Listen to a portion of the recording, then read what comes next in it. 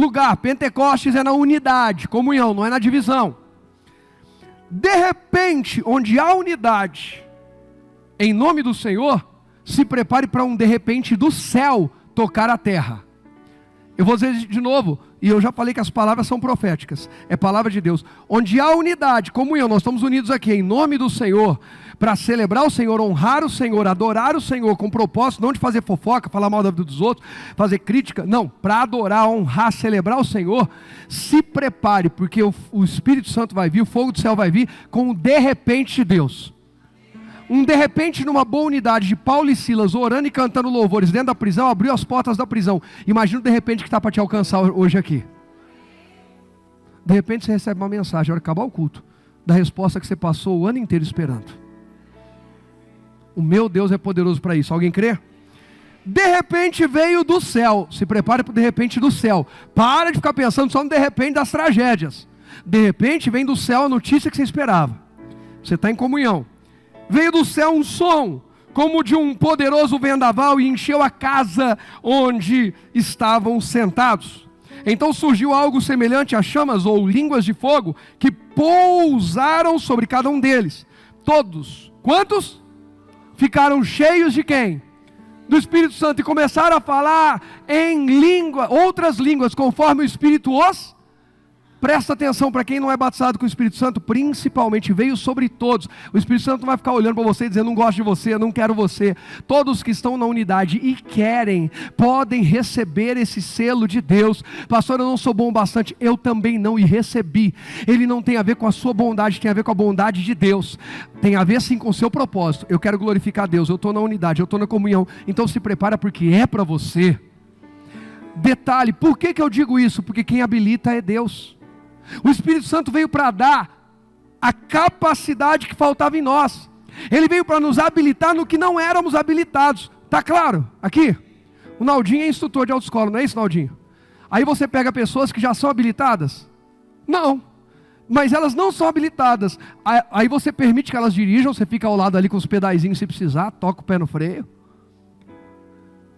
Mas você vai treiná-las, prepará-las para passarem por uma prova e se tornarem o quê? Habilitadas. Se um homem, quem aqui já tem habilitação? Eu não sei se eu pergunto. Não, vou perguntar, irmão. Quem passou por esse processo? Vou até ficar de costas. Se você comprou, que vergonha, hein? Né, Naná? Não, não é uma vergonha? Não estou falando que você comprou. Eu falei, né, Naná? Ele já está pensando que estou falando dele. Foi preparado por alguém. Foi habilitado. A diferença é que o Espírito Santo vem e já habilita a gente. Essa é uma noite de habilitação de Deus aqui. Essa é uma noite de capacitação do céu aqui nesse ajuntamento. Eu estou me consagrando para o céu impactar a gente. É isso que eu estou pedindo a Deus, intimidade e liberalidade. Deus libera tudo que tem para liberar, aqui e aí. Vamos seguir, versículos 5 e 6. Naquela época, judeus devotos de todas as nações viviam em Jerusalém. Quando ouviram o som das vozes, vieram correndo e ficaram espantados, pois cada um deles ouvia em seu próprio quê? Idioma. Ok, foram impactados. Agora vamos para o 13. Eu tenho que acelerar esse começo aqui para ir para a parte principal da mensagem. Isso aqui é a introdução. 13. Antes de eu falar aqui do 13, do 7 ao 12 que eu não li, começa os fariseus e aquele pessoal pergunta, o que é isso que está acontecendo? E que negócio estranho é esse? Será que isso é? Será? E uns ficam impressionados, outros criticam, outros falam mal. Irmão, toda vez que algo novo de Deus começar na tua vida, vai ter gente criticando. Se você não está preparado para suportar crítica, não crie expectativa para viver algo grande.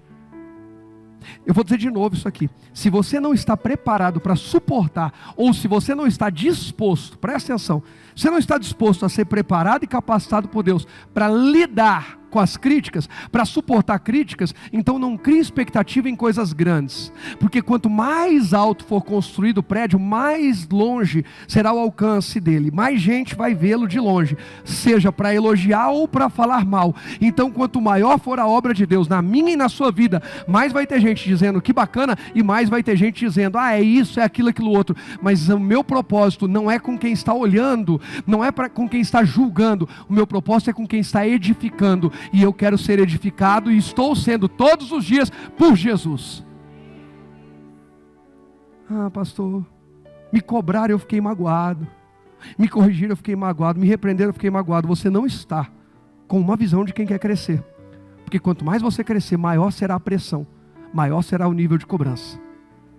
Não, pastor, eu não quero ser cobrado em nada. Então não faz nada. Some, desaparece. Entra no casco, na conchinha da tartaruga e fica lá dentro. É perigoso alguém passar e te chutar sem perceber. Mas não vão ficar falando mal de você. Está claro até aqui? Eles estão fazendo alguma coisa de errado? Não. Mas já estão sendo criticados. Olha o ponto que eles estão sendo criticados. Verso 13. Outros, porém, zombavam e diziam, eles estão o quê? Bêbados. Alguém disse, você está louco. Você acha que Deus vai fazer isso? Você está louco? Você acha que isso vai dar certo? Você está louco? Você acha que essa situação vai mudar? Você está louco? Fica tranquilo. Se você está fazendo o que Deus mandou, não fica criando coisa na tua cabeça também, e tem gente chamando de louco com razão. Porque aí tem gente que se apoia nisso aqui para viver como louco, e quer dizer que é Deus. Não, não, não. Eles estão no ajuntamento divino. Pastor, eu estou em comunhão divina, eu estou em ajuntamento divino, eu estou recebendo palavra de Deus, eu estou me conectando com quem me faz crescer em fé, com quem me faz crescer em Deus, e alguém está me chamando de louco, fanático, fica tranquilo, esse é o caminho do avivamento. Alguém no meio do caminho vai chamar a gente de doido, e glória a Deus, vamos para cima. O verso 14 vai dizer assim, ó: então Pedro deu um passo à frente com os 11 apóstolos, e dirigiu-se em alta voz à multidão. Ouçam com atenção todos vocês, povo da Judeia e habitantes de Jerusalém. Escutem o que lhes digo. Essas pessoas não estão bêbadas, como alguns de vocês pensam, pois são apenas 9 horas da manhã. Pelo contrário, o que vocês estão vendo foi predito há tempos pelo profeta Joel. Nos últimos dias, disse Deus, derramarei meu espírito sobre todo tipo de... Isso inclui você? Você é um tipo de pessoa? Então o Espírito Santo é para você. Seus filhos e suas filhas profetizarão. Meus filhos não serão drogados, não serão marginais, não serão falsos, não serão enganadores, mau caráter, duas caras. Meus filhos serão profetas de Deus. Mas alguém está nessa? Seus filhos profetizarão porque eu estou derramando meu espírito. Então eles vão profetizar. O que mais? Os jovens terão o quê? Visões. Os nossos jovens vão ter visões. Menos milindre, eu estou na minha visão. Mas pressionaram, mas eu tenho uma visão. Mas criticaram, mas eu tenho uma visão. Eu estou seguindo adiante. Deus me deu uma visão. Deus me deu um propósito. Os próximos encontros de jovens, até o final de julho, todos vocês vão clamar para que os jovens tenham visão. Visão, Deus dá visão, dá visão. Porque se o jovem tiver visão, ele não vai querer saber de usar droga, não vai querer saber de prostituir, de embriagar, não vai querer namorar antes da hora, ele não vai ser irresponsável no trabalho, ele não vai ser preguiçoso, acomodado, porque em casa dormindo até meio-dia não faz nada, não vai atrás de trabalho, não ajuda em casa, não serve na igreja. Eles vão ter visão e vão entender que o testemunho deles precisa glorificar a Deus e não envergonhar o nome do Senhor. Eles não serão de jovens de divisão, eles serão jovens de unidade, porque a nossa igreja é uma igreja de unidade. Visão. A nossa visão é comunhão, não é excluir pessoas. A nossa visão é essa. Esse é o DNA. Ah, pastor, esse é o DNA. Essa é a visão. E não adianta a gente... Não adianta. Essa é a visão de Deus. Ninguém pode caminhar, avançar, crescer, se não tiver visão. Aí vai dizer mais. Naqueles dias derramarei... ainda diz... Os velhos terão sonhos. Irmão, meus pais vão ter sonhos. E eu falei isso hoje de manhã, minha mãe estava assistindo. Graças a Deus ela me ligou à tarde, estava tudo bem. Porque eu citei ela como exemplo de manhã. Falei, meus pais vão ter sonhos. E ela me ligou à tarde e está tudo sob controle. O Zé Paulo até saiu agora. Não quis nem ficar. Porque alguém falou, o Zé Paulo vai ter sonho, pastor. Naqueles dias derramarei meu espírito até mesmo sobre servos e servas, e eles profetizarão.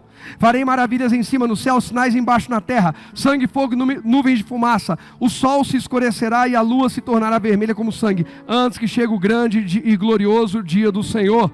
Mas todo aquele que fizer o quê? Invocar o nome do Senhor será salvo. Vai haver salvação. Nós vamos invocar o nome do Senhor. É desse jeito. Pedro prega para eles. Aí lá no verso 41, olha o que acontece. Verso 41. Os que acreditaram nas palavras de Pedro. Pedro, presta atenção que agora já não diz que todos. Eu estou pregando aqui. Todos vão acreditar? Espero que sim, mas não tenho certeza. Mas os que acreditaram e os que acreditarem foram batizados. E naquele dia houve um acréscimo de cerca de quantas? 3.000 pessoas. Alguém aqui quer? Alguém aqui tem fome de avivamento? Para quê? Põe para mim o primeiro tópico. Primeiro tópico. Qual o verdadeiro propósito e testemunho de avivamento? Como assim, pastor? Avivamento tem propósito. Deus fala assim, vou derramar meu espírito. Para quê? Só para eles se sentirem os queridinhos. Só para eles se sentirem melhores que os outros. Eu falo em línguas, você não fala. Deus não é desses não, gente. A gente precisa acordar. Deus não dá algo para mim, para eu pensar que eu sou melhor que os outros e achar que posso me exibir com aquilo. Antes de conhecer Jesus, eu era o que saía com os amigos duro. Ainda bem, graças a Deus. Louva a Deus pela dureza daquela época. Que isso, pastor? Irmão. Porque se eu tivesse dinheiro, eu ia gastar mais do que não presta. Em bebida, em droga, um monte de coisa que não presta. Eu falei aqui outro dia, a gente está pedindo algo para Deus, Deus diz assim, se eu der isso para você agora, você vai fazer uma coisa errada, e nem sempre é pecado, nem sempre, às vezes você vai fazer um negócio ruim, e Deus não deixa chegar o dinheiro para você não fazer aquele negócio, depois Ele deixa chegar. Quem já teve essa experiência, dá um glória a Deus aí. Eu tenho que dar um glória a Deus, senão eu tinha perdido dinheiro um tempo atrás. Estava com a venda quase certa, não saiu a venda, e ainda bem que não saiu. Passou um tempo, alguns daqueles amigos, ou muitos, ficaram desempregados, e eu já convertido. Eu ligava para eles, eu queria pregar para eles. Eu vou viajar para tal cidade. Vou e volto hoje mesmo. Quer ir comigo? Ou aliás, vou amanhã. Quer ir comigo? Para quê? Ficar andando de carro, viajar. Você está fazendo o quê? Estou em casa à toa. Que em casa à toa? Gente, me dá faniquito ver jovem em casa à toa. Isso é uma vergonha. Desculpa, eu falei. Tanta coisa para fazer, para servir a Deus. A gente que é de Deus. Aí eu ligava. Graças a Deus fazendo isso aí. Quantos pastores, pregadores. Pastor Angélica é testemunha disso. Júnior é testemunha disso. A Meire é testemunha disso. E uma hora ficava provocando o pessoal. Ei, o que você está fazendo aí, fulano? Vem para a igreja, vamos evangelizar. Ei, o que você está fazendo aí? Vem para cá. Hoje são pastores, homens de Deus, de família, abençoados. Porque ficar em casa vai ficar falando só internet, irmão. E quanta gente que não presta vai falar com eles. Quanta coisa ruim. Aí eu ligava, vamos? Mas eu falei, não. Lá tem uma churrascaria, pronto. E um desse meu amigo era bem gordinho. E quando eu falo bem gordinho, eu estou economizando uns 50 quilos. Aí você calcula. Pensa no gordinho, põe 50 quilos em cima dele, e era o meu amigo. Era um dos que mais bebia, e um dos que tinha melhor salário antes. E às vezes eu tinha que pegar um pouquinho da cerveja dele, antes de conhecer Jesus. Agora, ele está desempregado, estava em casa. Aí um outro não sei o quê. Aí o outro, vamos comigo. Tá bom, não vou fazer nada. A hora que falou churrascaria, né? Na hora animou. Aí eu levava. Irmãos, quantas vezes dessa eu estava em jejum? Eu sentava na churrascaria, pedia uma água, e o cara comendo a picanha, o coraçãozinho ali pingando. E eu só dando glória a Deus, Senhor, me fortalece. Deus já vem me treinando faz tempo para isso. E aí sentava lá. Ontem eu fui no aniversário. Por amor à família. Aniversariante. Sentei, vinha coxinha, vinha bolo, vinha doce, vinha refrigerante, vinha lanchinho. E o Israelzinho, glória a Deus. Coxinha, bolo. E eu, glória a Deus, come, meu filho. Eu não podia comer. A pastora não pode comer. Está no jejum de doce, vai completar um mês, se Deus não estender. E o Rogerinho está no jejum depois das 18 horas. Também não podia comer. O único que estava livre, leve e solto no aniversário era o Israelzinho. Tocou o terror. Mas o que acontece? A situação mudou. Aquele que era o duro, que era eu no caso, agora era aquele que levava o que não é duro. Não despreze ninguém, porque está no momento ruim. Amanhã o momento ruim pode ser o seu, e aquela pessoa pode ser a resposta que você precisa. Abre o olho. Não trate ninguém diferente pelo momento que a pessoa está vivendo, ou pela condição que ela tem. Pessoas com sabedoria não medem pessoas pelo que têm, mas por quem são. Pedro prega para todos. Pedro não diz, vocês podem receber a mensagem, vocês são muito pecadores para receber a mensagem. Vocês são bons para receber essa palavra, vocês não são. Ele prega para todos. Deram ouvido? Não, mas ele pregou para todos. A oportunidade é para todos. A igreja agrega, não dispersa, não divide, não chuta. E aí se convertem 3.000 almas. Qual é o verdadeiro propósito do testemunho do avivamento? Qual era o verdadeiro propósito do testemunho daquele dia do avivamento? Era que o fogo de Deus que desceu, o Espírito Santo desceu sobre eles, chamasse a atenção de homens que chegaram lá perto para ver o que está acontecendo, que mistério é esse, que negócio estranho é esse e tal. E à medida que eles falavam em línguas, o Espírito Santo traduzia, e aqueles que estavam ali de vários povos, eu não li aí, mas você vai ver partos, medas, gregos, e um monte de gente, cada um ouvia na sua própria língua. Aí eu chegava perto de um cara aqui, ele falava em português. Chegava um americano perto do outro, ouvia o cara falar em inglês. Chegava um chinês perto do outro, ouvia falar em chinês. O Espírito Santo ia fazendo a tradução simultânea, rapidinho ali, negócio. O Espírito Santo pôs um ponto no ouvido de cada um, e pá, disparando. E o pessoal falou, que negócio é esse? Eu estou ouvindo falar na minha língua, e estão falando tal coisa. O outro está falando na minha língua, mesma coisa. Como é que é isso?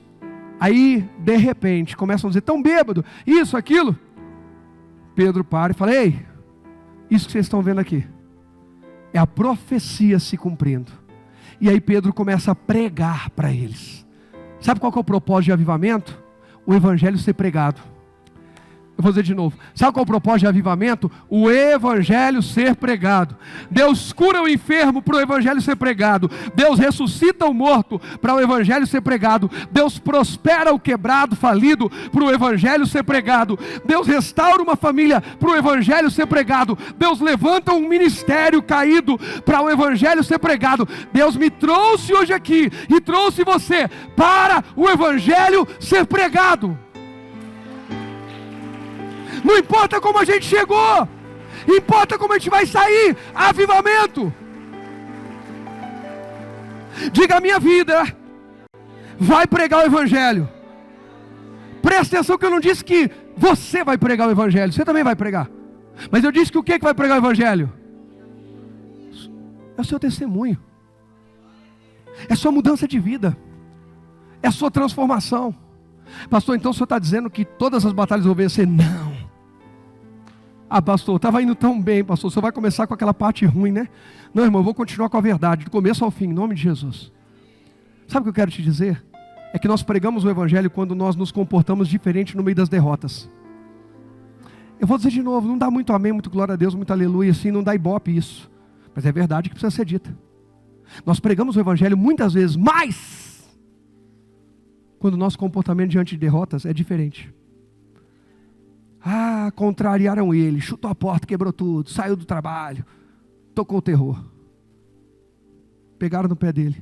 E aí, ele disse, Deus abençoe, eu confio em Deus, Deus sabe o que fazer com a minha vida. Nossa, que mudança, hein?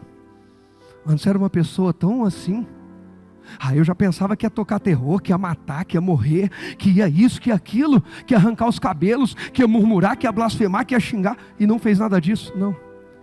Aquele que está em Cristo é nova criatura, as coisas velhas passaram e tudo se fez novo. Eu estou dizendo que você vai viver de derrota? Não. Mas Jesus disse que no mundo teríamos aflições. Nas aflições a gente prega o evangelho. Nas conquistas a gente prega o evangelho. Nos dias bons a gente prega o evangelho. Nos dias ruins a gente também prega o evangelho com a nossa vida. O nosso comportamento fala mais alto que as nossas palavras. Qual o verdadeiro propósito do testemunho de avivamento? Para pregarmos o Evangelho. O Espírito Santo desceu ali para Pedro poder pregar e converter quantas? 3.000 almas. O propósito de Deus derramar o Espírito Santo ali foi para conversão. Você está pedindo Espírito Santo me batiza, mas não quer ganhar ninguém para Jesus? Você está pedindo errado. Senhor, me dá intimidade, poder, unção, virtude, para mergulhar na essência do Senhor e sair melhor, para que pessoas que chegarem perto de mim ouçam mais do Senhor do que das minhas crises. Ouçam mais das tuas maravilhas, das tuas obras, do que das más notícias do noticiário, do governo ou de quem quer que seja. A segunda pergunta é: o que estamos fazendo com o que recebemos? Alguém aqui recebeu algo de Deus esse ano? Você está vivo. O que você está fazendo com a sua vida? Pastor, eu estou vivendo, né? Deixa a vida me levar, a vida leva eu. Cuidado. Quem cantou isso aí vive embriagado. E para onde a vida leva ele não é bom, não. Para quem conhece a palavra. Eu não estou falando mal da pessoa, eu estou falando mal da direção, do rumo da vida. Não é a vida que me leva, é Jesus que me leva. Quem conduz os meus passos é Jesus. É o Espírito Santo. A Bíblia diz que Ele guia em toda a verdade. Mateus capítulo 9, vamos lá?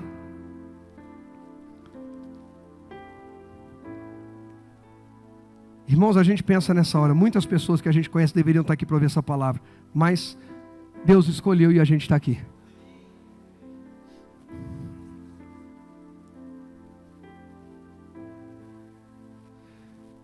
Verso 9 diz assim, ó: enquanto Jesus caminhava, viu um homem chamado Mateus, sentado onde se coletavam impostos. Siga-me, disse-lhe Jesus. E Mateus se levantou e o seguiu. Nessa noite Jesus está vendo eu e você aqui. Agora, quando Jesus diz siga-me, o que a gente faz? Mateus se levantou. Irmão, eu creio em nome de Jesus e profetizo que hoje é o dia que muita gente aqui vai se levantar da situação que estava, vai se levantar da posição que estava, vai se levantar das desculpas que estava vivendo, vai se levantar da opressão que estava vivendo, vai se levantar da depressão, do medo, dos traumas, dos bloqueios, vai se levantar do egoísmo, da soberba, da vaidade exacerbada, vai se levantar e vai seguir Jesus em nome do Senhor. Mateus não perguntou qual a proposta. Quanto você vai me pagar? Porque eu ganho bem aqui na coletoria. Faz uma proposta aí. Deixa eu levar para casa. Espera aí, vou lá em casa perguntar se eu aceito essa proposta ou não. Sabe, faz tempo que eu estou falando que quem antecipa governa. Quem atrasa não é nem governado, é escravizado. E ainda tem gente que, por mais que eu esteja pregando isso há mais de ano, não entendeu, não abriu a mente para isso. Está sempre correndo atrás do prejuízo. Ah, agora eu vou ver, mas por que não viu antes? Quando Jesus fala com Mateus, ele levanta na hora. Só que tem uma outra ocasião, em que Jesus fala, chama uma pessoa para seguir, ele fala, não, deixa eu enterrar. Eu preciso enterrar minha família. Sabe, meu pai, deixa eu te falar, é que Jesus disse, deixa os mortos enterrar seus mortos. Jesus estava sendo indiferente à dor do luto. Sabe o que Jesus estava dizendo? Parem de dar desculpa para deixar de me seguir. Se levantem e sigam. O que Mateus tinha que fazer, ele fez. Eu recebi a maior oportunidade da minha vida. Chega de perder oportunidades. Chega de rasgar oportunidades. Chega de desprezar oportunidades, porque decidiu se assentar. Ah, pastor, eu vou assentar na mesa do coitadismo. Ah, eu sou um pobre coitado, ninguém me ama, ninguém me quer. Ah, eu vou me assentar na mesa da murmuração. Ah, deixa eu falar mal. Na mesa da fofoca. Então, você está sabendo? Irmão, tem gente que a pessoa pode ter o corpo inteiro convertido, mas a língua, sangue de Jesus tem poder. De qual posição você quer se levantar? Preste atenção que eu vou fazer um ato profético. Eu não fiz isso de manhã. Irmão, está uma unção aqui diferente. Eu vou liberar. Eu estou sentado, você também. Você não precisa levantar. Também não é proibido, mas não precisa. Feche os seus olhos. Por alguns segundos, pensa as situações da sua vida que você precisa se levantar. Pastor, emocionalmente, espiritualmente, fisicamente, minha saúde não está legal, meu corpo eu não estou cuidando direito, minha vida financeira desequilibrada, minha vida ministerial, eu não sirvo faz tempo, enterrei meu ministério, fico dando desculpa, é minha vida profissional, é nos estudos, é no relacionamento sentimental, é no casamento, é no namoro, é na família, enfim. Pensa, quais situações você precisa se levantar? Jesus está aqui, e Ele diz, levanta e me siga.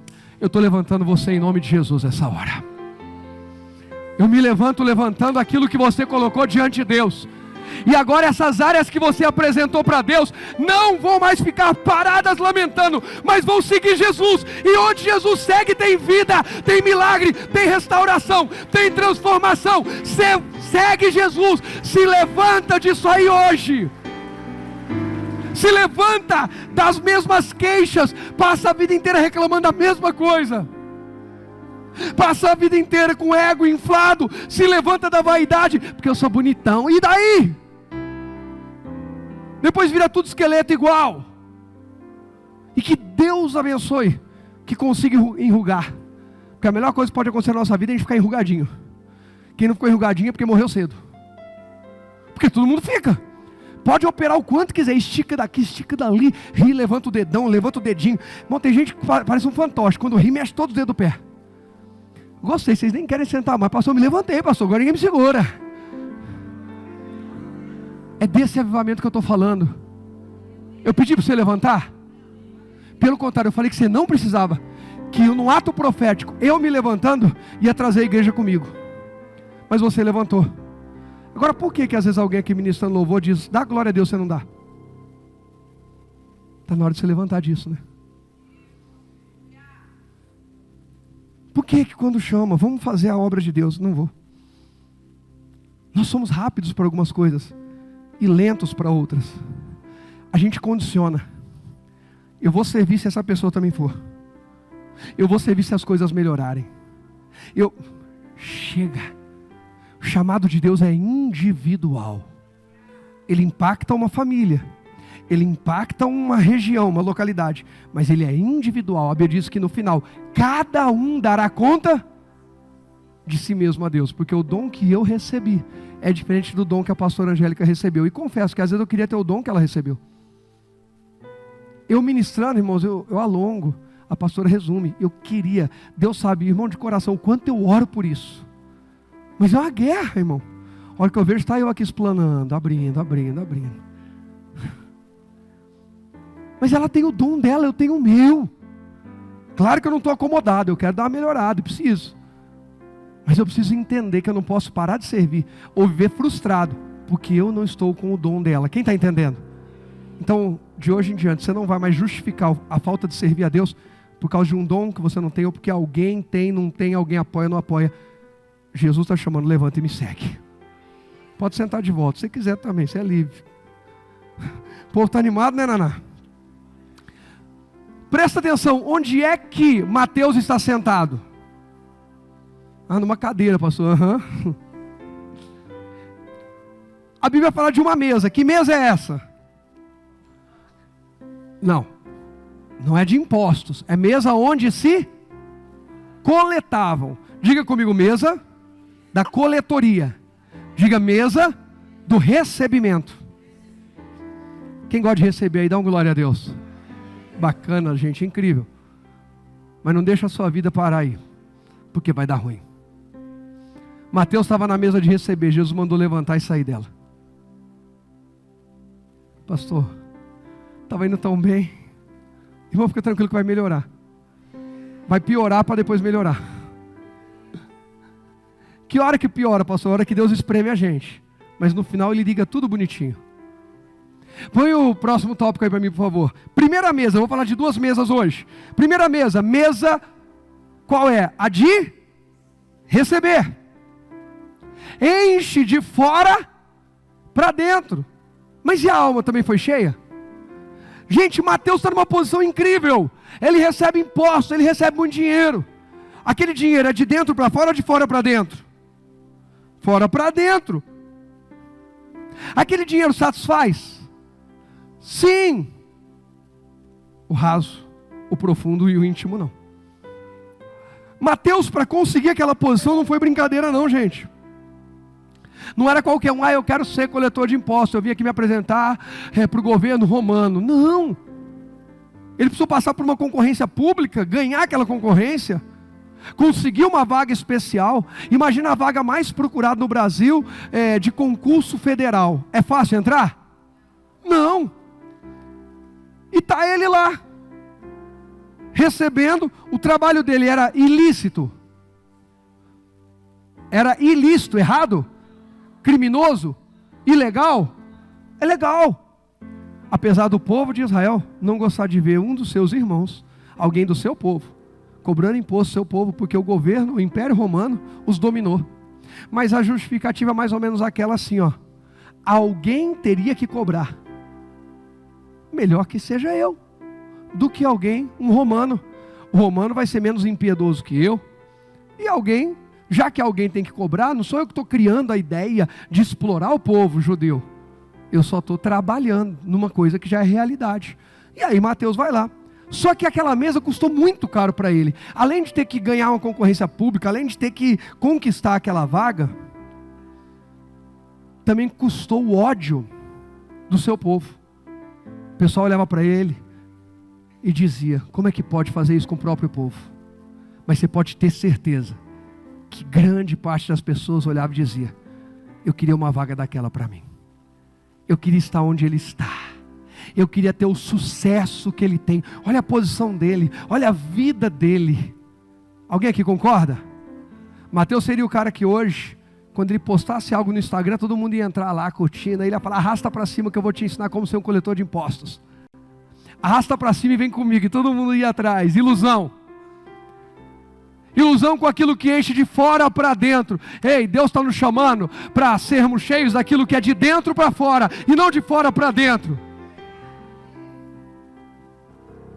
A mesa de receber, ela impacta a vida de Mateus, ok, mas a alma dele está vazia. Prova disso que quando Jesus chama, ele nem pergunta. Por que ele não pergunta? Porque as palavras de Jesus têm poder, têm unção. A Bíblia diz isso, que todos ficavam impactados porque ele ensinava, não como os outros, mas como as palavras que ele ensinava tinham poder e vida. Quem já leu isso, dá um glória a Deus. Ele não ensina como qualquer um. Quando Jesus olha para Mateus e diz: se levanta e me segue, as palavras de Jesus entram na alma de Mateus e preenchem o vazio que ele carregava e ninguém enxergava. Todo mundo enxergava o Mateus maquiado. Pastor, você está dizendo que o Mateus era um travesti? Não, gente. Eu estou falando que Mateus tinha aquela maquiagem superficial do homem bem sucedido. Tem o carro que todo mundo queria ter, tem a casa que todo mundo queria ter, fez a viagem que todo mundo queria fazer, foi para a festa que todo mundo queria ir, foi no restaurante que todo mundo queria ir. Irmão, essas coisas mexem com a gente.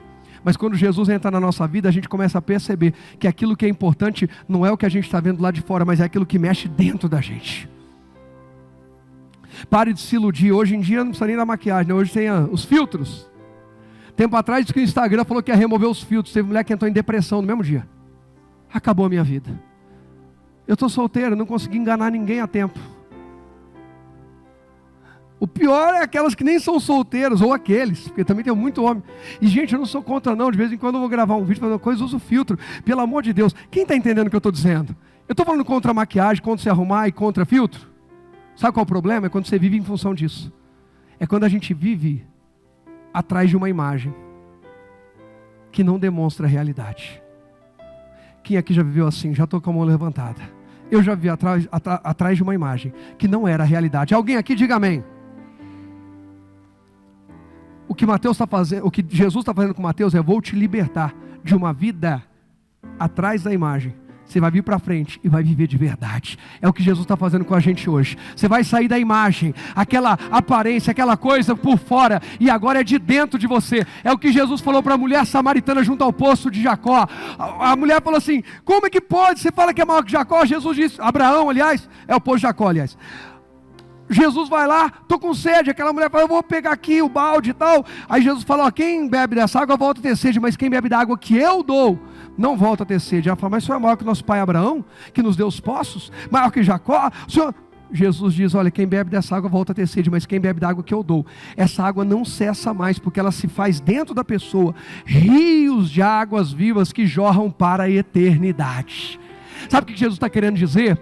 Quando você for saciado de dentro para fora, não haverá vazio na tua alma. Mas enquanto eu e você tentarmos nos satisfazer e nos saciar com aquilo que é de fora para dentro, quando eu tiver esse carro, quando eu fizer essa viagem, tudo isso é lícito, gente, mas não é o que enche a nossa alma. O que enche a nossa alma é a presença de Deus, é a realização a Deus, em Deus, é servir a Deus, é ser cheio do Espírito Santo, é compartilhar o reino de Deus aqui na terra. Eu estou dizendo que é errado querer conquistar, se satisfazer com um monte de coisa, gente. Eu estou totalmente disponível para convites essa semana, para churrasco, japonês, jantar, almoço, pizza, lanche, qualquer coisa. Só me dá uns 2 dias para readaptar. Nossa Deus, você não faz ideia. A pastora fala que eu pareço mulher grávida, mas é a vida inteira a gravidez minha. Eu estou andando, eu sinto cheiro. Ontem ela falou assim para mim, gente, ouvi isso da esposa, eu assustei, mas aí eu vi que estava tudo bem. Ela falou, estou convivendo muito com você. Eu falei, graças a Deus. Eu fiquei assustado. Eu falei, o que você quer dizer com isso? Ela falou, eu estou sentindo o cheiro ou o gosto da comida da minha avó, não foi? Cheiro ou gosto? Gosto. Porque o vira e mexe tem isso, irmão. Eu estou não sei aonde, de repente eu sinto o gosto de uma comida que eu comi não sei aonde. Eu sinto o gosto da comida que eu comi na casa do irmão Max, uma filha que nunca mais me convidaram. Eu sinto o gosto... Não, perdão, não era para dar... Aí depois o pessoal fala que eu uso o altar para dar recado. Imagina. Aqui é uma brincadeira, mas estou disponível. Irmãos, aí a pastora falou, eu senti o gosto, estou convivendo muito com você. Conviva mais com Jesus, e a identidade de Jesus vai ser vista em você. Conviva mais com Deus, as pessoas vão ver Deus na terra através de você. É disso, a imagem e semelhança de Deus nós somos criados. A Escritura diz, vós sois deuses. O que Deus está querendo dizer? As pessoas que olham para você e para mim precisam enxergar Jesus em nós.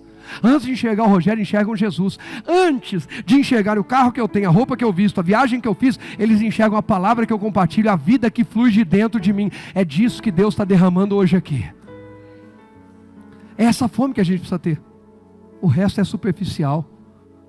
O resto, irmãos, é só aparência. Chega de uma vida de aparência, vamos viver uma vida de essência, de verdade. Vamos no profundo com Deus. Próximo tópico, põe para mim, por favor.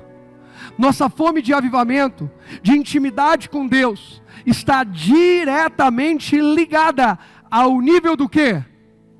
Nível do quê? De renúncia que estamos dispostos a fazer. Por quê, pastor? Porque a Bíblia diz que Jesus olhou para Pedro e disse, levanta e me segue. O que Pedro fez?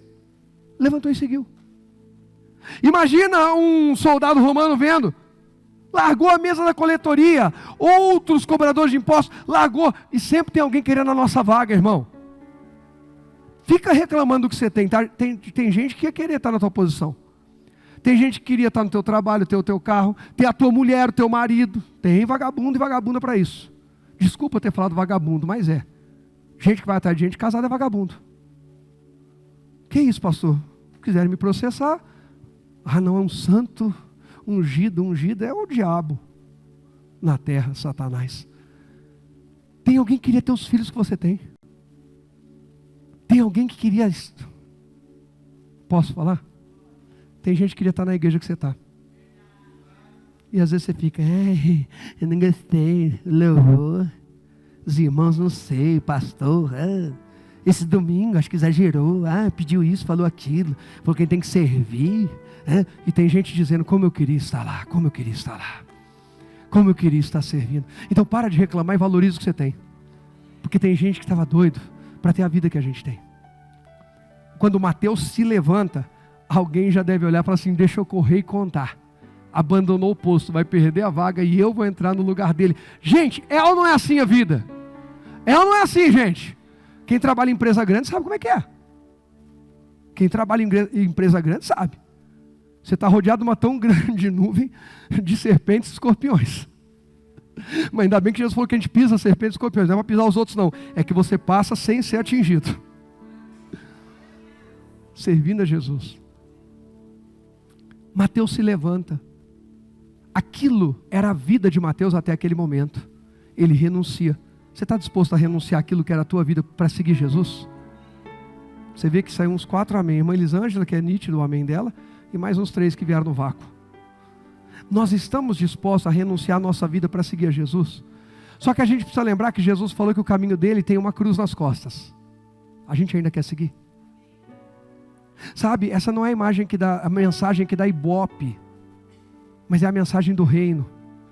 E o meu compromisso não é com o ibope, é com o reino.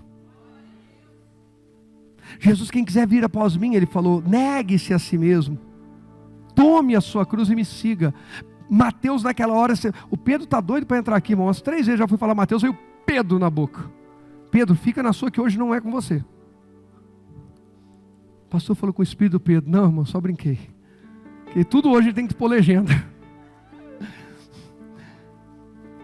Mateus na hora não hesitou, não pensou 2 vezes. Até quando você vai adiar uma entrega verdadeira a Deus? Até quando vamos adiar uma renúncia? Irmãos, eu estava conversando hoje, eu acho que era com o Gu ou com o Zé e a pastora, e eu falei, quando eu me converti, eu não gostava de usar calça. Eu era jovem, andava só de bermuda, Ribeirão Preto é quente, bermuda sem camisa. Vivia no clube, futebol, balada, não sei o quê. Aí tinha calça jeans para sair à noite, sei o quê, tênis. Aí quando eu me converti, eu vi os pastores de calça social. Aí eu comecei a comprar calça social.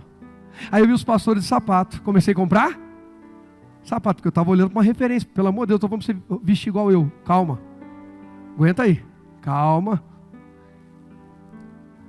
Aí eu trabalhava como representante comercial, então o pessoal também usava. E eu comecei. Acho que passou 1 ano mais ou menos. Certo dia, eu ia não sei aonde e falei, eu não tenho mais calça jeans nem tênis. E eu ganhava bem. Eu renunciei a um trabalho que eu ganhava em torno de 15 salários mínimos. Não faltava dinheiro para comprar calça jeans ou um tênis. Simplesmente aquilo, o meu foco virou outra coisa. Não era mais pôr uma roupa que não sei o que, ficar... Não. Eu peguei os CDs que eu tinha, música secular, quebrei, joguei fora. Falei, isso aqui não serve. Por quê? Porque eu não sei como é que foi gerado isso aqui, se foi através de um trabalho. Isso aqui não me preenche, eu preciso ouvir aquilo que glorifica a Deus. Eu não tenho, de uma fonte não pode jorrar água doce e água amarga. Então assim, se eu quero jorrar água doce, eu preciso me alimentar de água doce. Eu decidi que nunca mais colocaria uma gota de álcool, e assim tem sido, exceto os dias que fui tomar um remédio da homeopatia, e para mim aquela mãe me deu cachaça. Mas foi involuntário, eu sou inocente. Ela falou, você está com isso aqui, você vai tomar esse remédio aqui. Me deu um remédio, uma garrafinha, eu tomei, irmão. Quando eu tomei, falei, pastora, filha... Ela falou, que é isso? Falei, cachaça. Falei, não. Renunciei. Ah, pastor, mas não pode embriagar. Eu sei, Paulo diz, todas as coisas são lícitas, nem todas me convém. Como é que eu vou pregar para alguém que não tem domínio sobre o álcool, para ele não ingerir álcool, se eu estou ingerindo álcool? Aí eu vou dizer para ele, é que eu posso, que eu sou bom, eu tenho domínio, eu tenho equilíbrio. Você é um pecador miserável, um fraco, você vai ficar bêbado, então não faz isso, você vai matar alguém, você vai acabar com o teu casamento. Irmão, eu prefiro me abster e poder dizer assim, desde que eu me converti a Cristo, eu entendi que o meu prazer com o Espírito Santo é maior do que o meu prazer era com a bebida. Simples. Eu posso olhar nos olhos de qualquer pessoa para falar sobre álcool, porque eu sei o que era a minha vida antes com o álcool e o que é a minha vida depois sem o álcool. Renúncia. Pecado não é renúncia, gente. Pecado é obrigação a gente deixar. Pecado é obrigação. Renunciei ao adultério. Renunciou nada, só pôs a vida em ordem. Você renuncia quando você fala assim, agora não vou viver só para mim, vou viver para minha família, vou viver para o reino de Deus. Aí começou a renunciar a alguma coisa, seu tempo, sua disposição. Está claro até aqui? Qual que é a renúncia de Mateus? Um cargo que todo mundo queria, uma posição que todo mundo queria. Ele renunciou. Um salário incrível, uma condição financeira maravilhosa. Irmão, nem sempre o que a gente olha de fora é o que realmente preenche. O Mateus está bom pra caramba, mas por dentro ele está vazio. Tem coisas que por fora, sabe, impressiona, mas a pessoa não está realizada. Para de tentar viver aquilo que Deus não te deu. Verso 10. Mais tarde, na casa de Mateus, Jesus e seus discípulos estavam Verso 10. Mais tarde, na casa de Mateus, Jesus e seus discípulos estavam à mesa, acompanhados, presta atenção, de um grande número de quê? De o quê? Cobradores de impostos. E quem mais? Pecadores é o meio que Mateus vivia. Vivia no meio dos cobradores de impostos e pecadores. Presta atenção nisso. Jesus primeiro vai para Mateus e diz: me segue. O que Mateus faz? Levanta aí. Agora Jesus diz: como você decidiu me seguir, eu vou na tua casa. Não, tem gente que já pegou aqui, tem gente que já pegou. Como você decidiu me seguir, eu vou lá na tua casa, eu vou falar com aquele monte de pecador, eu vou falar com aquele monte de corrompido. Deixa que essa noite eu falo com eles. Essa noite você não vai precisar falar com eles não, quem vai falar é Jesus. Ah, irmão, entenda, quem vai pregar para a nossa família é Jesus. Quem vai abrir os olhos deles é Jesus. Mas primeiro a gente precisa renunciar a alguma coisa que tenha valor, que tenha importância. Perceba que Jesus não chegou e disse: Mateus, vou para a tua casa. Quando Jesus fala para Zaqueu: desce depressa, porque hoje eu vou para a tua casa, Jesus já viu o esforço de Jairo, a renúncia de Jairo, a entrega de Jairo. E aí Jesus de cara diz: vou para a tua casa hoje. Eu durmo na tua casa hoje. Jesus sempre foi para a casa de quem renuncia a algo por ele, de quem se expõe por ele.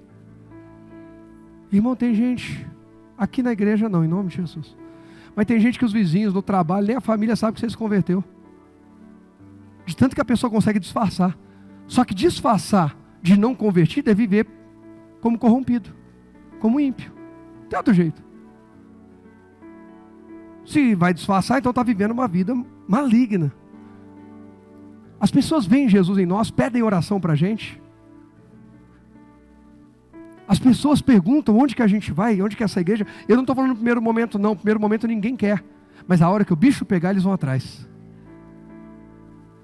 Esse meu amigo que eu falei, que eu levei lá, que bebia, passou um tempo, ele me pediu oração, pediu visita, eu fui com a pastora lá, com o Rogerinho e Israel, orei. Vira e mexe, pede alguma coisa. Ano passado queria que fizesse o casamento dele, mas não dava a data, acho que era a data que eu ia estar no Haiti, coisa assim. Agora eles vêm, porque reconhecem que eu saí dali, eu saí daquele meio, de gente bacana, gente, não estou falando de gente mau caráter, mas gente que não está seguindo a Jesus, irmãos.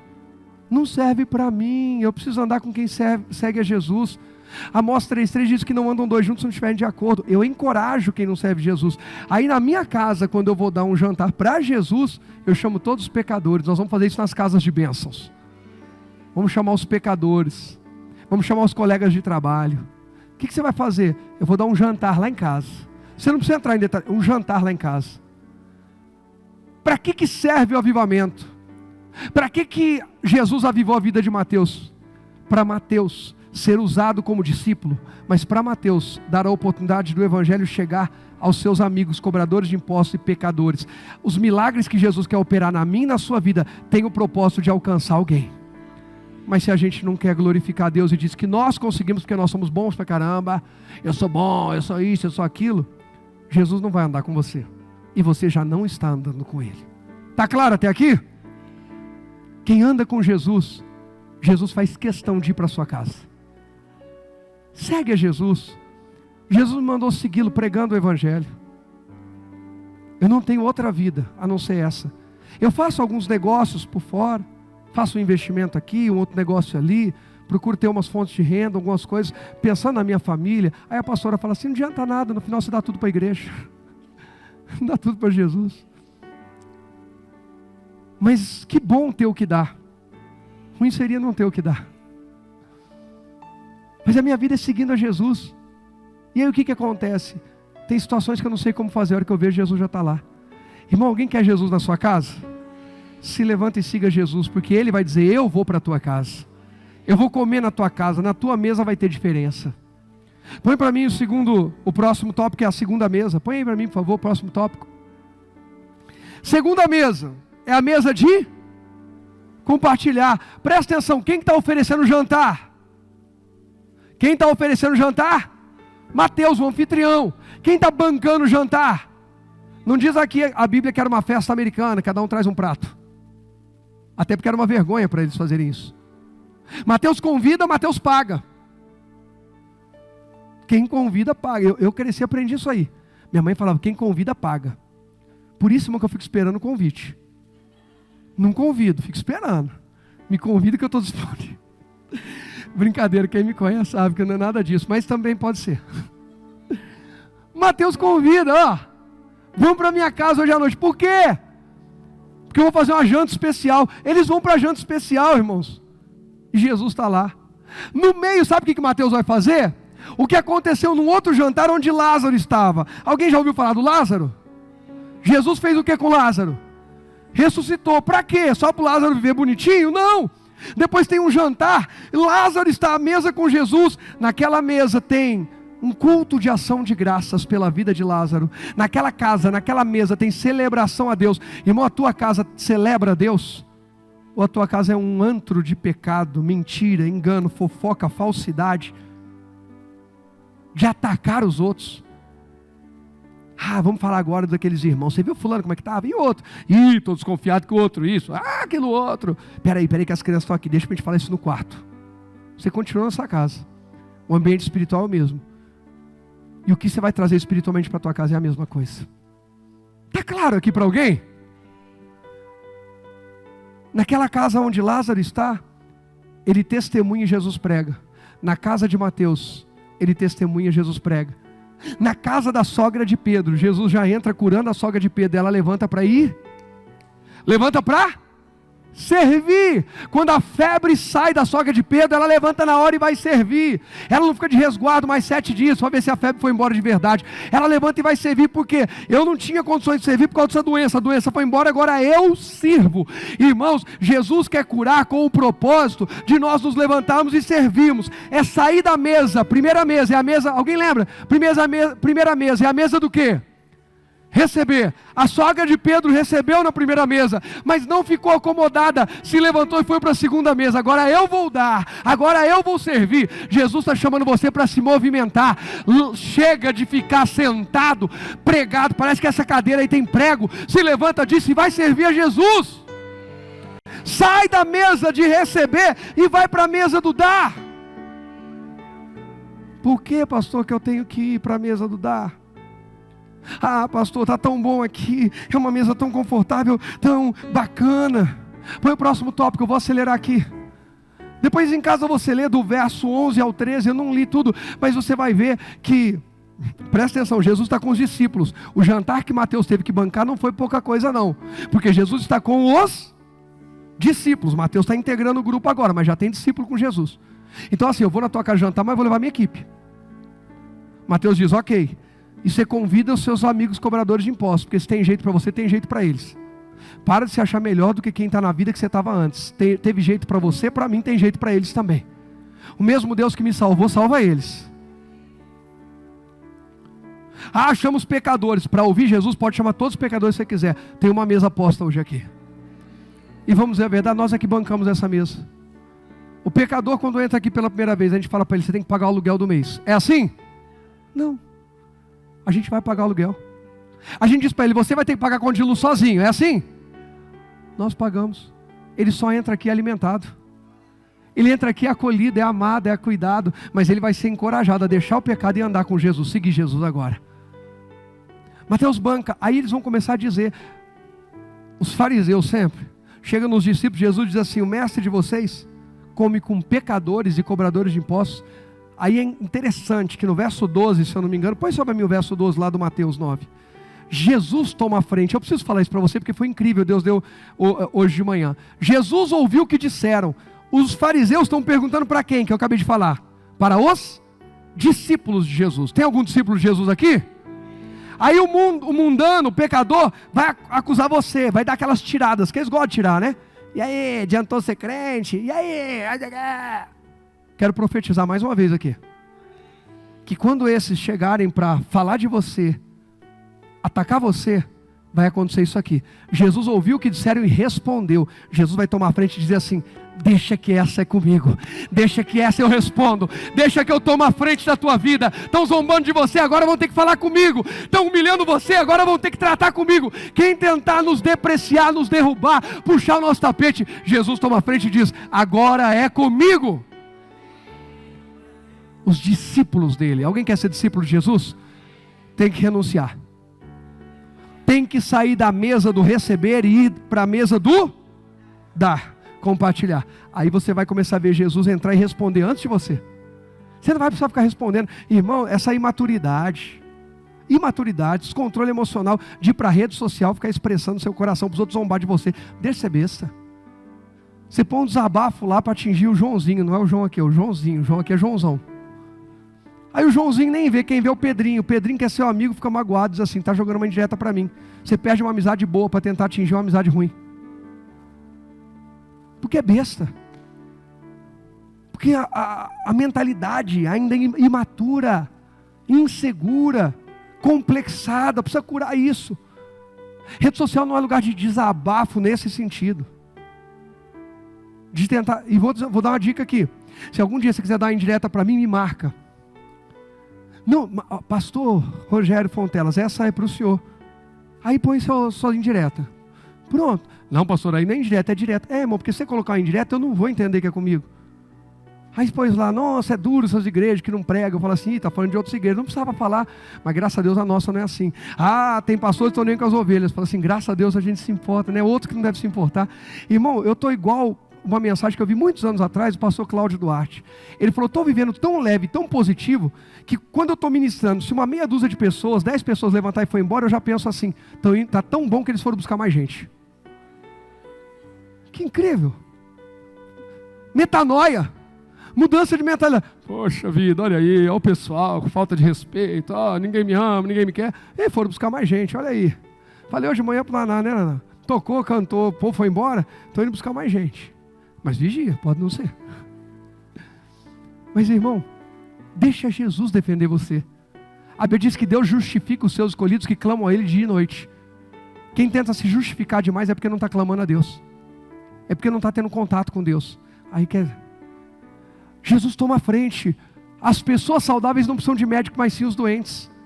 Quero dizer mais uma vez: Jesus vai responder em seu lugar. Jesus vai tomar a frente das tuas batalhas. Põe o próximo tópico aí. Segunda mesa. Põe para mim, por favor. Segunda mesa, a de compartilhar. Dar, servir. Ela satisfaz de dentro para fora. Satisfaz de dentro para fora. Uma coisa mais gostosa do mundo é poder fazer algo por alguém. Dar algo para alguém. O que é melhor, você dar um emprego ou precisar do emprego? O que é melhor, você dar um prato de comida ou precisar de um prato de comida? O que é melhor, você ter condições de dar um carro para alguém ou precisar que alguém te dê um carro?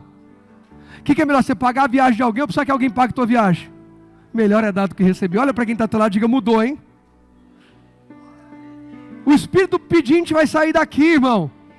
Porque aqui está o espírito doador. Jesus é doador. Nosso Deus é doador. Dê. Põe aí o próximo tópico, por favor. Não. Põe Atos 20. Atos 20. Verso 35, põe para mim. Atos 20, 35, vou ler aqui bem rapidinho. Fui exemplo, presta atenção no que Paulo, aqui é Paulo escrevendo, tá? Fui exemplo constante. Atos, Lucas e Paulo escrevem juntos. Fui exemplo constante de como podemos, com trabalho árduo, ajudar os necessitados. Lembrando as palavras de quem? Do Senhor Jesus. A bênção maior em dar do que em... Presta atenção nisso. A primeira mesa é a mesa do receber e continua insatisfeito. A segunda mesa é a mesa do dar. Agora eu vou servir, agora eu vou compartilhar, agora Jesus é quem tem voz, agora eu sirvo o meu próximo, eu não exploro ele, agora eu não tiro nada de ninguém, agora eu ofereço, porque a maior bênção é em dar do que em receber. Deus nos criou para sairmos da primeira mesa. A primeira mesa é natural, irmão, criança pede. O Israel quer TT, outros TT.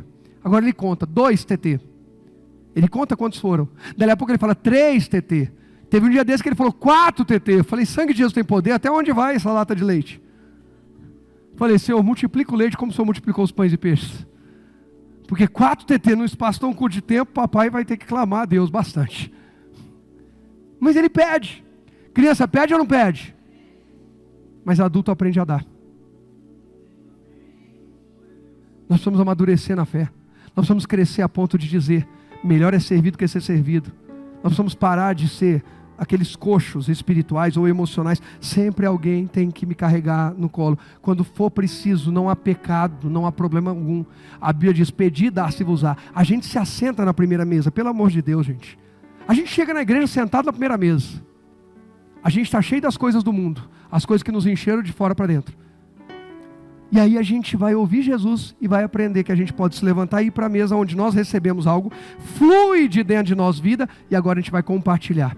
Todas as vezes que você tiver uma necessidade, pode apresentar a Deus, não é errado. Eu não estou pregando contra isso, está claro? Mas se prepara para em seguida ir para a segunda mesa, como a sogra de Pedro fez. Agora eu vou servir, agora eu vou compartilhar, agora eu vou testemunhar. Para quê? Para que o nome de Jesus seja honrado. O verdadeiro testemunho do avivamento não é o que eu recebi, mas é o que eu fiz com aquilo que eu recebi. Deus tem muita coisa grande para fazer em nosso meio. Alguém crê nisso? Põe aí o próximo tópico, por favor, para a gente já correr aqui para o final. Faltam 2 tópicos só. O grande testemunho não é o que recebemos, mas o que entregamos. Legado, compartilhamento, graça, amor, compartilhe, dê isso. Põe o próximo tópico aí, por favor. Vou fazer uma pergunta antes de ler. Você já deu um culto de ação de graças na sua casa? Eu já falei dele aqui hoje. A gente precisa oferecer. Vou chamar pessoas e vou dizer a grandeza da obra que Deus fez na minha vida. Eu não vou dizer para elas que é para isso. Vou dizer, vamos lá em casa comer uma pizza. Aí eu chamo o pastor, ou peço, pastor, indica alguém, um dos irmãos da igreja, irmãs, alguém para ir lá trazer uma palavra. E no começo eu vou dizer o meu testemunho. Gente, eu trouxe vocês aqui, que vocês são importantes para mim. E queria dizer que Jesus mudou minha vida. Talvez vocês não saibam, no último ano eu passei por uma crise assim, ou há tantos anos eu sofri com isso, e Deus mudou a minha vida, e está aqui um irmão da igreja, um irmão em Cristo, um pastor, uma pastora, um obreiro, está alguém aqui, está o Rogério aqui, e ele tem uma palavra para a gente vai dar uma palavra e vai comer junto. Foi isso que aconteceu com Mateus, foi isso que aconteceu, como é que chama aquele homem que desceu da árvore baixinho lá? Zaqueu, né? Obrigado. Zaqueu. Foi o que aconteceu com Lázaro. É o que acontece com Rogério. Nós vamos ter muita mesa para visitar esse ano, para glorificar pelo que Deus está fazendo na nossa vida. Próximo tópico. O grande propósito do nosso testemunho não tem a ver com o que recebemos de Deus, mas o que fazemos com o que recebemos. Eu acabei de dar o spoiler dele um pouquinho antes de ler. Aí eu pus algumas coisas aqui, alguns destaques. Presta atenção nisso. Restaurei minha família, glória a Deus. Mas tem ímpio também restaurando? Tem ou não tem? Gente que não serve a Deus, estava com o casamento destruído, família destruída, e restaurou os filhos, restaurou o casamento, restaurou. Tem. Então qual que é o testemunho? Se sem Jesus ele fez também. O testemunho é o que você vai fazer a partir disso. Restaurei minha família e agora eu vou instruir minha família no caminho de Deus. Eu vou amar minha família como Cristo amou. Eu vou fazer o que Cristo fez. A minha família será marcada pela presença do Espírito Santo. Isso é testemunho. Ah, pastor, eu consegui, eu fui curado. Glória a Deus. Também tem pecador sendo curado? Tem ou não tem? Pela medicina, por um milagre? Tem. Mas o que ele faz com o corpo dele depois de ser curado? Continua no pecado, continua não cuidando, não tratando? Eu vou cuidar do meu corpo, que é templo do Espírito Santo. Eu vou cuidar da minha saúde. Eu vou glorificar a Deus. O meu corpo será para anunciar que o nome de Jesus é poderoso. Isso é um testemunho de avivamento. Recebi vida para a glória de Deus. O que mais, pastor? Ah, consegui um emprego. Tem pecador aí fora, ímpio, conseguindo emprego? Sim, às vezes emprego até é melhor. Mas então, o que é o testemunho? O testemunho é como eu vou me comportar lá dentro daquela empresa. Eu vou ser melhor, não melhor no sentido de competitividade, não dizer vocês são ruins, eu sou bom, não. Se eles vão se reunir em roda para criticar a empresa, para falar mal, para murmurar, se eles vão matar tempo, se eles vão chegar mais tarde, sair mais cedo, se eles vão enganar, eu não farei parte de nada disso. Eu chegarei antes, estarei pronto para entrar no meu horário, eu vou servir com excelência, quando terminar eu sairei de lá e serei grato por aquele lugar. Ainda que eu não esteja mais contente ali, eu vou orar a Deus, até que Deus me tire dali e me dê uma oportunidade melhor. Mas enquanto eu estiver ali, o nome de Jesus vai ser exaltado naquele lugar. Ah, pastor, eu comprei uma casa. Tem pecador comprando casa também? Mas o que ele coloca dentro da casa dele? A grande diferença, o testemunho, é que família você constitui dentro daquela casa. Que tipo de família? Tolerante ou intolerante? Marido, esposa, desequilibrados, manipuladores. pervertidos, corrompidos. Não, na minha casa o nome de Jesus vai ser glorificado. O pecado não vai governar, a mentira, o engano não vai governar. Minha casa não será para mesas de vícios, não será para mesas de perturbação, de fofocas. Quando na minha casa eu receber convidados e começarem a falar mal disso, daquilo, eu falo, olha gente, ou a gente muda o assunto ou a gente encerra a noite aqui, a tarde aqui, o dia aqui. Nossa, larga de ser radical. Na minha casa o ambiente que eu quero é um ambiente que glorifica a Deus. Não é a casa que eu compro, é o tipo de habitação que eu faço ela se tornar. Tá claro? Fecha um grande negócio, vai fechar grandes negócios. Ah, pastor, fechei um negócio de R$1 milhão, glória a Deus, de milhões, glória a Deus. Mas tem gente fechando negócios maiores, filhos das trevas? Tem, Deus faz o sol nascer para o justo e o ímpio. E ele fechou. Mas o que ele vai fazer com aquele recurso, com aquele dinheiro? Vai exaltar ainda mais a vaidade, vai se corromper ainda mais, vai se perverter ainda mais. E eu vou honrar Deus, eu não vou roubar Deus. Eu vou entregar a Deus o que é de Deus em primeiro lugar. Eu vou honrar Deus com os meus tributos. Eu vou servir o meu próximo. Eu serei generoso com a causa de quem necessita. Está claro até aqui? Põe o próximo tópico aí, por favor. Antes de pôr o próximo tópico, põe para mim 2 Timóteo 1. Só para eu ler aqui e eu já leio os 2 tópicos e a gente ora. 2 Timóteo capítulo 1.